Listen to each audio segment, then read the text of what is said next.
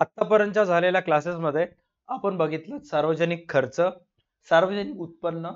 आज आपल्याला पाहायचं सार्वजनिक कर्ज म्हणजे काय. खर्चामध्ये बघितलेत की भारतातील सरकार मार्फत कोणत्या कोणत्या गोष्टीवर खर्च करण्यात येतो. उत्पन्नामध्ये बघितलेत की देशातील सरकारला करापासून कशा प्रकारचं उत्पन्न मिळतं आणि कराच्या शिवाय करा व्यतिरिक्त कशा प्रकारचं उत्पन्न सरकारला प्राप्त होत असतं. आज आपल्याला बघायचं आहे की आपल्या देशातील सरकार सुद्धा ज्यांच्याजवळ एवढ्या मोठ्या प्रमाणावर भयंकर पैसा आहे ते सरकार सुद्धा कर्ज घेत असते. राईट, सरकारला सुद्धा पैशाची गरज असते. एवढा आपण जीएसटी पेड करता, एवढा करा व्यतिरिक्त सरकारला उत्पन्न प्राप्त होत असतं तरी सुद्धा सरकारला पैशाची गरज भासत असते. ते का भासत असते, अशा वेळेस सरकार कोणाकडून कर्ज घेत असते काय नाही ते आपल्याला आजच्या क्लासमध्ये बघायचं आहे. या टॉपिकवर म्हणजेच सरकारी कर्ज या टॉपिकवर 8 मार्काचा प्रश्न येत नाही. छोटे छोटे छोटे प्रश्न येत असतात ऑब्जेक्टिव्ह मध्ये जे तुम्हाला कव्हर करायचे आहेत. तुमच्या पुस्तकातील पाठ्यपुस्तकातील पृष्ठ क्रमांक 76 वर या संबंधी इन्फॉर्मेशन तुम्हाला सांगितलेली आहे. चेक करू शकता याच्यामध्ये काय सांगण्यात आलेलं आहे. सर्वात पहिली ते सांगण्यात आलेलं आहे जसे वैयक्तिक पातळीवर कर्जाची गरज असते.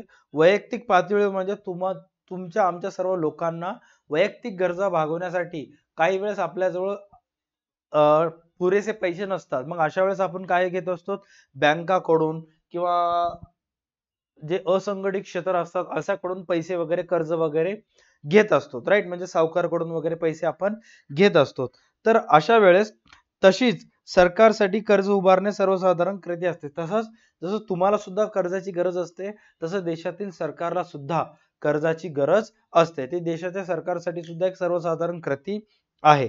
कारण सरकारी खर्च सर्वसाधारणपणे सरकारी महसुलापेक्षा जास्त असतो. आता एखादा सर्वसाधारण माणूस कर्ज कधी घेतो, सर जेव्हा आमदनी 98 असते आणि खर्च 1 रुपया असते. म्हणजे एखाद्या माणसाला पगार महिना 5,000 असेल आणि त्याच्या घरचं महिना खर्च 10,000 असेल तर अशा वेळेस त्याला तो बाकीचा 5,000 खर्च भागविण्यासाठी कुठून ना कुठून कर्ज रक्कम घ्यावी लागते. तसंच इथं काय सांगण्यात आलेलं आहे की सरकारचा खर्च सर्वसाधारणपणे महसुलापेक्षा जास्त असतो. खर्च म्हणजे काय, सरकार मार्फत करण्यात येणारा खर्च आणि भारत सरकारला टॅक्स मार्फत करेत्तर उत्पन्नाशिवाय जेही सरकारजवळ पैसा गोळा होतं त्या पैशाला सरकार काय म्हणतं, महसूल, रेव्हेन्यू म्हणत असतं. म्हणजे जेव्हा देशातील सरकारचा खर्च जास्त असतो कशापेक्षा, महसुलापेक्षा, अशा वेळेस सरकार काय घेत असते, कर्ज घेत असते. म्हणजे जेव्हाही सर्वसाधारण माणसाला खर्च जास्त आणि उत्पन्न कमी असतं त्यावेळेस सर्वसाधारण माणूस कर्ज घेत असतो. तसंच सरकार सुद्धा खर्च करत असते, कर्ज घेत असते. ऑलराईट, म्हणून सार्वजनिक कर्ज धोरणात कर्ज उभारणे ही एक महत्वाची भूमिका सरकारला घ्यावी लागते. त्यामुळं सार्वजनिक कर्ज धोरणात, सार्वजनिक म्हणजे काय, सरकारसाठीचं कर्जाचं जे धोरण आखावं लागतं त्याच्यासाठी सरकारला सुद्धा महत्वाची भूमिका बजावी लागते. आता तुम्हाला प्रश्न असेल की सर मला जर पैशाची गरज पडली तरी मी एका पर्टिक्युलर सावकार जवळ जातो किंवा माझ्या मित्रांजवळ जात असतो किंवा एका बँकेमधून जाऊन कर्ज घेत असतो किंवा आजकाल अनेक ऍप्लिकेशन सुद्धा आलेले आहेत जे तुम्हाला लोन देत असतात. राईट, खूप सारे असे ऍप्लिकेशन्स आलेले आहेत. क्रेडिट बी असेल, धनी ऍप असेल, हे सुद्धा तुम्हाला फ्री ऑफ कॉस्ट लोन देत असतात. फ्री ऑफ कॉस्ट म्हणजे असं नाही की पैसे मागणार नाहीत, घेतात, बट त्यासाठी टाइम पिरियड असते. ऑलराईट, तसंच सरकारला सुद्धा जर घ्यायचं असेल मग सरकार कोणाकडून घेईल, तर सरकार ते पैसे 2 सोर्सेस मार्फत, घटकांमार्फत पैसे घेत असते. त्यातला पहिला घटक आहे, चेक करा काय सांगण्यात आलेलं आहे, सार्वजनिक कर्जाचे मुख्य 2 प्रकार आहेत. एकूण सरकार जे कर्ज घेत असते ते 2 विविध घटकांकडून घेत असते. त्यातला पहिला घटक आहे अंतर्गत कर्ज आणि दुसरा घटक आहे बाह्य कर्ज.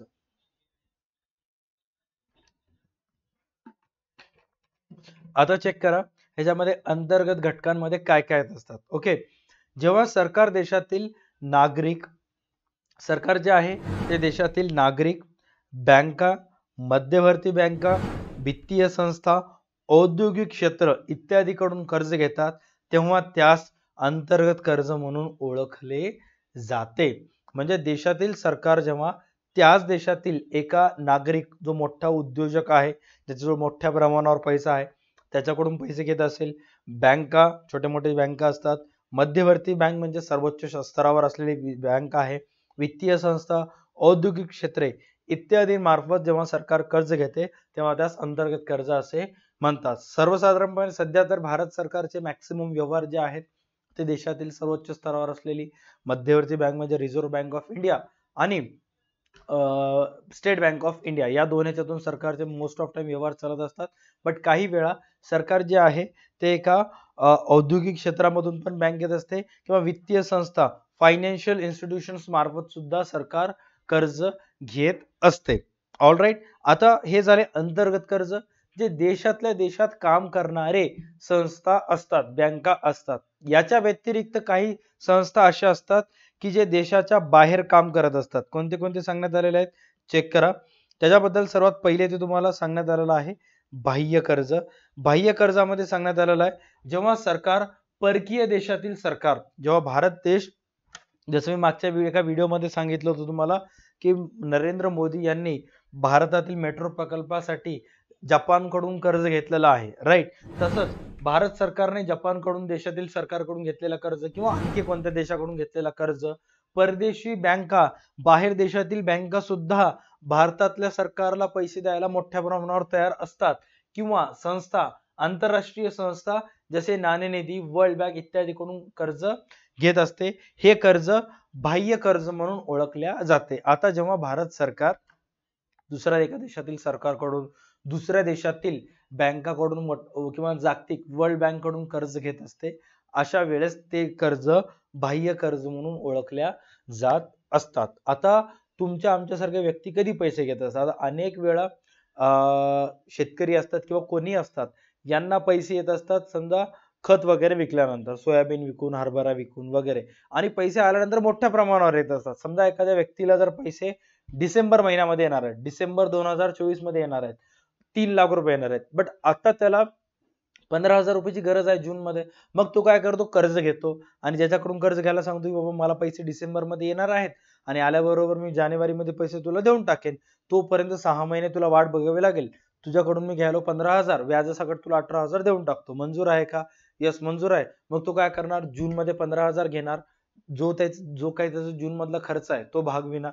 त्यानंतर डिसेंबर मध्ये जेव्हा धान्य विकून त्याच्याजवळ पैसे येतील, आलेल्या पैशातून जानेवारी मध्ये त्याला त्या 15चे 18,000 वापस करतो. तसंच भारत सरकारला जे मोठ्या प्रमाणावर पैसे येत असतात, ते पैसे येत असतात भारत सरकारला मार्च, एप्रिल, मे या 3 महिन्यामध्ये. कारण 31 मार्च रोजी वर्ष संपत असतं आणि मग जेही व्यक्तीचे जीएसटीचे वगैरे पैसे अडकून पडलेले आहेत ते मोठ्या प्रमाणावर देशातील सरकारला एकदाच येत असतात. बट त्याच्यानंतर ऑगस्ट महिन्यामध्ये, सप्टेंबर महिन्यामध्ये, ऑक्टोबर महिन्यामध्ये जेव्हा देशाच्या सरकारला खर्च करायचं असतं, पेमेंट करायचं असतं आणि सरकारजवळ पैसे नसतं, मग सरकार अशा सर्व जागतिक बँकेकडून पैसे घेते आणि त्या घेतलेल्या कर्जाची परतफेड मार्च, एप्रिल, मे मध्ये जसं जसं शासनाला पैसे येत जाईल त्या आलेल्या पैशाची सरकार परतफेड करत असते. आता ह्याच्याशी संबंधित तुम्हाला परीक्षेमध्ये कशा प्रकारचे प्रश्न येऊ शकतात? तर तुम्हाला एकतर 3-4 मार्कासाठी सार्वजनिक कर्जाचे प्रकार सांगा किंवा सार्वजनिक कर्ज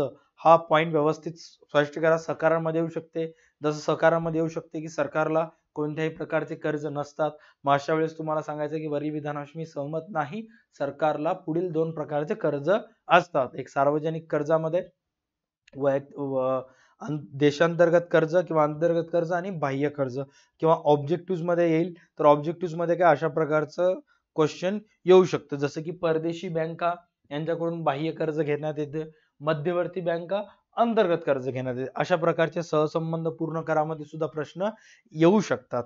आता पुढचा जो व्हिडिओ असेल त्या पुढच्या व्हिडिओमध्ये आपल्याला चर्चा करायची आहे ते म्हणजे राज्य वित्तीय धोरण आणि वित्तीय प्रशासन, ह्या 2 महत्वाच्या पॉइंट बद्दल आपल्याला डिस्कस करायचं आहे. म्हणजेच भारतातील वित्त व्यवहार हा तुम्हाला व्यवस्थितरित्या कव्हर होऊन जाईल, राईट. या व्हिडिओसाठी एवढंच. भेटूयात पुढच्या व्हिडिओमध्ये, ज्याच्यामध्ये आपण डिस्कस करूयात राज्य वित्तीय धोरण आणि राज्य वित्तीय प्रशासन कशा प्रकारचं असतं ते. आजच्या व्हिडिओसाठी एवढंच. भेटूयात पुढच्या व्हिडिओमध्ये. तोपर्यंत पाहत राहा तुमचा आवडते युट्यूब चॅनल DA2 अकॅडमी. आपल्या युट्यूब चॅनलवर अर्थशास्त्राचे सर्व चॅप्टरचे व्हिडिओज ऑलरेडी अपलोड केलेले आहेत, व्यवस्थित एक वेळेस पाहून घ्यायचं. आजच्या व्हिडिओसाठी एवढंच. भेटूयात नेक्स्ट व्हिडिओमध्ये. तोपर्यंत पाहत राहा तुमचा आवडते युट्यूब चॅनल DA2 अकॅडमी. तर bye, take care and stay connected. भेटूयात पुढच्या क्लासमध्ये.